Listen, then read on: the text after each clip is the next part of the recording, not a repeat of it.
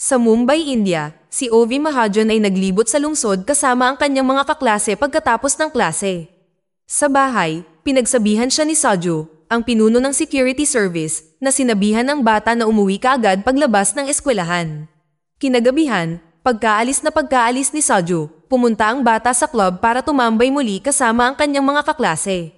Lumabas si Ovi at ang kanyang kaibigan para manigarilyo nang biglang lumapit sa kanila ang mga pulis. Ang pulis na may mustache ay naglagay ng bag sa ulo ni Ovi at itinulak siya sa kotse. Samantala, ang ama ng kanidnap na batang lalaki na si Ovi Sr. ay nagsisilbi ng oras sa bilangguan. Matapos marinig ang tungkol sa pagkawala ng kanyang anak, inutusan niya si Saju na hanapin ang kanyang anak sa lahat ng paraan, kahit na kailanganin niyang umarkila ng buong hukbo para hanapin siya. Binalaan niya si Saju na kung hindi mahahanap si Ovi, hindi aabutin ng susunod na Pasko ang anak ni Saju. Ngayon ay hiniling din ng asawa kay Saju na gawin ang lahat ng posible. Ang problema ay nakahold ang pera ni Mahajan kaya wala siyang pambayad sa mga mersenaryo. Lumipat ang eksena sa Australia, kung saan ipinakilala tayo sa isang dating sundalo ng Special Forces na si Tyler Rake, na ngayon ay isang mersenaryo, at natuklasan ng isang helicopter na sakay ng dati niyang kakilala, si Nika Khan, malapit sa kanyang tahanan. Inalok niya ng trabaho ang mersenaryo upang iligtas ang anak ng isang Indian arms dealer na kanidnap ng kanyang karibal. Binigyan lang siya ng 16 na oras para hanapin siya, ngunit pumayag ang matipuno na lalaki. Bukod dito, walang sino man ang tatanggap ng ganoong mapanganib na trabaho. Ang bata ay kanidnap ni Amir Asif, isang Bangladesh arms dealer. Si Ovi ay nakatago sa Dhaka, ang kabisera ng Bangladesh, kung saan siya ay binabantayan ng 20 tulisan. Pagkatapos planuhin ang buong operasyon, hiniling nila kay Rake na ihatid ang ransom money. Natagpuan niya ang kanyang sarili sa gitna ng isang marumi, maingay na lungsod at nagsimulang maghintay para sa karagdagang mga tagubilin. Biglang dinukot ang lalaki at itinulak sa isang van at dinala nila siya sa isang apartment. Pumayag siyang iabot ang pera kapag nakita niya ang bata. Si Ovi ay buhay at nakakulong sa katabing silid. Ngayon, kailangang tawagan ni Rake ang mga magdadala ng pera dito, ngunit sa halip, ang mga bandido ay nagsimulang bumagsak ng isa-isa mula sa isang sniper. Pinalaya ni Rake ang sarili at kumuha ng isang AK-47 at pinasok ang pangunahing silid. Nabigong humingi ng tulong ang mga bandido na nasa kalye dahil agad isa-isa silang pinapatay ng sniper. Samantala, ang mga sundalo ng Special Forces ng Bangladesh ay dumating upang iligpit ang mga kaaway sa hand-to-hand combat. Hinampas niya ng kalaykay ang huling 2 bandido. Gayunpaman, may ibang tao sa silid. Sinubukan ng isang batang kriminal na barilin si Rake gamit ang isang lumang rifle, ngunit nabigo siya. Pinalaya ni Rake ang hostage, pagkatapos ay inutusan siyang itago ang kanyang mukha at umakyat sa puno ng kahoy.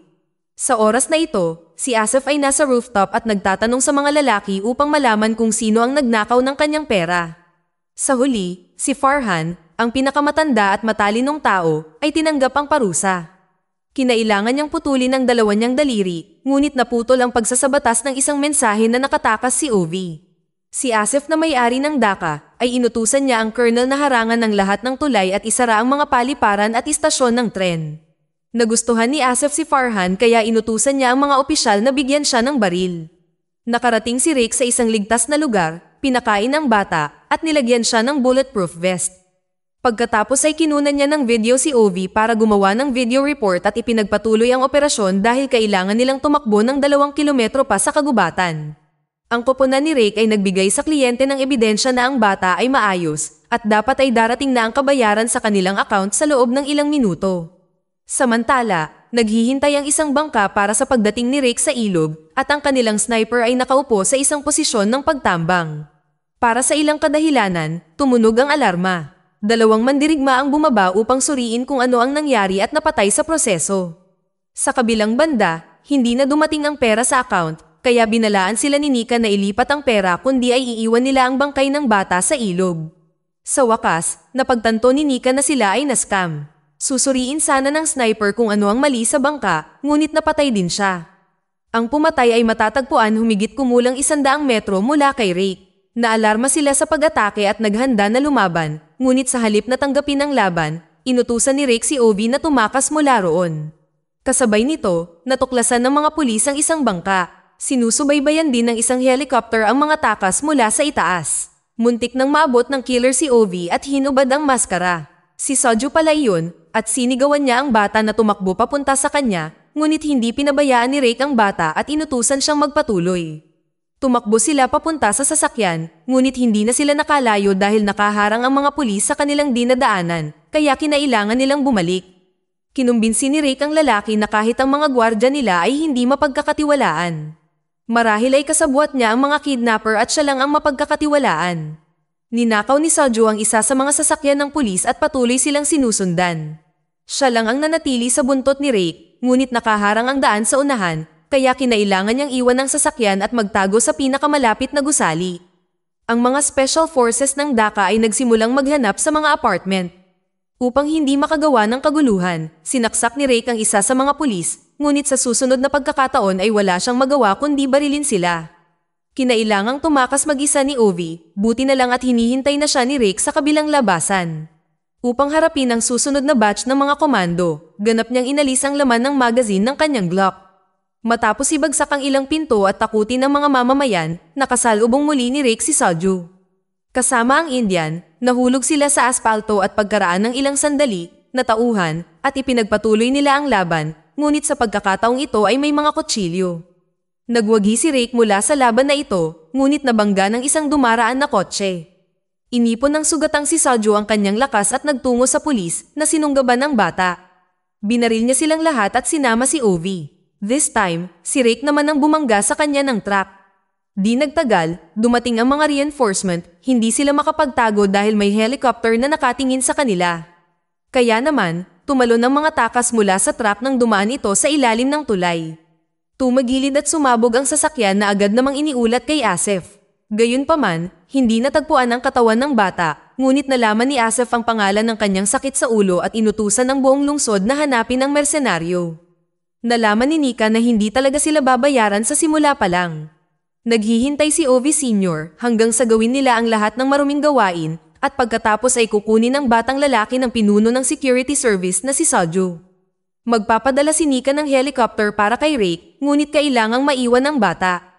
Tinawagan ni Soju ang kanyang asawa at binalaan na kung hindi siya uuwi sa loob ng 12 oras, siya at ang bata ay kailangang tumakas. Hiniling ng lalaki na ibigay ang telepono sa kanyang anak para makausap niya ito, marahil sa huling pagkakataon. Makalipas ang ilang oras, tumawag ulit si Nika at sinabi kay Rake kung saan naghihintay sa kanila ang helicopter. Sinubukan ni Rake na magnakaw ng kotse, ngunit natagpuan sila ng 2 armadong Bangladeshi at pinaputokan sila. Isang gang ng mga teenager na pinamumunuan ni Farhan ang lumitaw sa unahan, at ang isa sa mga umaatake ay isang napakaliit na bata. Naghagis si Rake ng 2 smoke grenade at ikinalat ang mga lalaki sa gilid. Itinutok sa kanya ng maliit na bata ang sawed-off shotgun ngunit sumabog ito sa mga daliri ni Farhan. Nang maalis ang maliit na sagabal, tumalon si Rake sa imburnal upang maiwasan ang mga paparating na mga pulis na nagpapatrolya sa lungsod. Tinawagan ni Rake si Nika at hiniling na humingi ng tulong kay Gaspar na dati niyang iniligtas.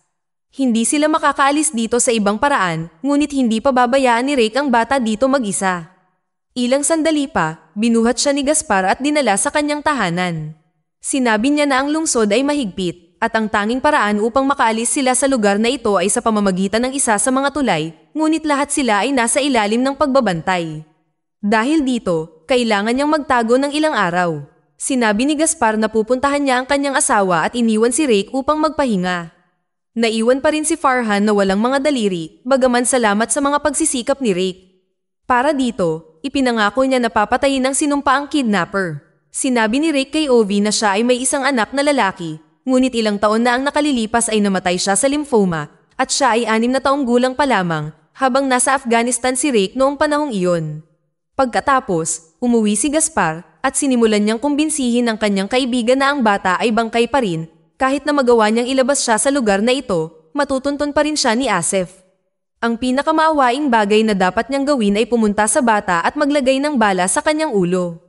Nalaman din ni Gaspar na may nakatayang 10 milyong dolyar para sa ulo ni Ovi, kaya bakit hindi nila kunin ang pabuya?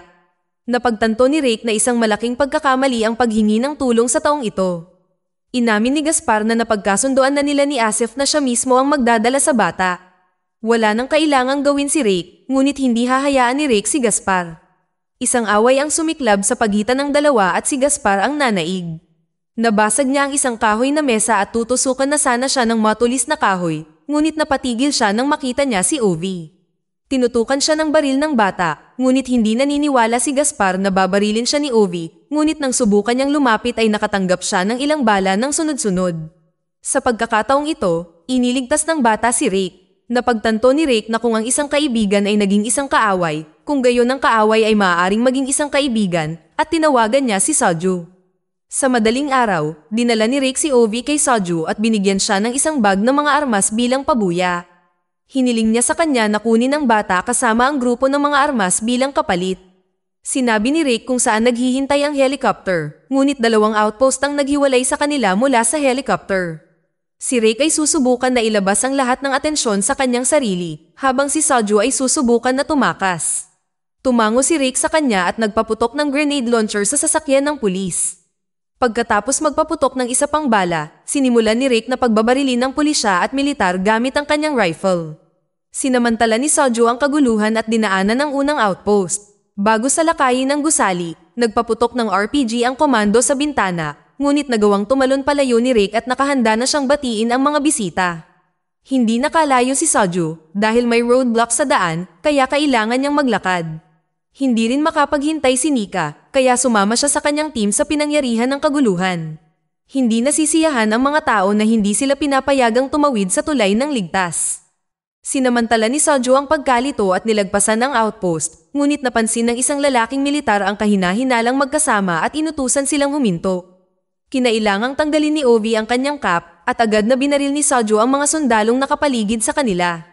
Pagkatapos ay kinailangan nilang magtagumpay sa isang labanan. Niligpit ni Saju ang sniper sa tore at nilisan ng landas gamit ang 2 granada, habang inutusan ng colonel ang 2 pang detachment na pumunta sa tulay.